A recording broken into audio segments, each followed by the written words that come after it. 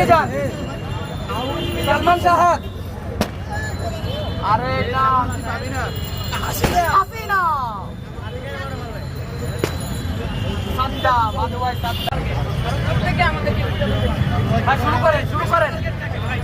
আরে কাওয়া কাদের এই কাদের হাসিনা ভাই মজু নিয়ে যান একটা ভাই। আপনি তো শুনছেন ভাই সম্পূর্ণ প্রোগ্রামটা একটু বলবেন। আজকের প্রোগ্রামটা হচ্ছে নিষিদ্ধ ঘোষিত সন্ত্রাসী সংগঠন তথাকথিত ছাত্রলীগের প্রতিষ্ঠা বার্ষিকী। তো এই উপলক্ষে আমরা ঢাকা বিশ্ববিদ্যালয়ের সাধারণ ছাত্ররা তাদের পুষ্পতলিকা দাহ ওবায়দুল কাদের, কাওয়া কাদের, স্বৈরাচার হাসিনা, মুজিব, সাতমিনি জাতিকা, তারপরে ছাত্রলীগের 4 খলিফা ক্যাম্পাসে পরিচিত আর কি, জারুল কবি সাদ্দাম, গরু ইনান, এদের ছবিতে জুতা নিক্ষেপ কর্মসূচি।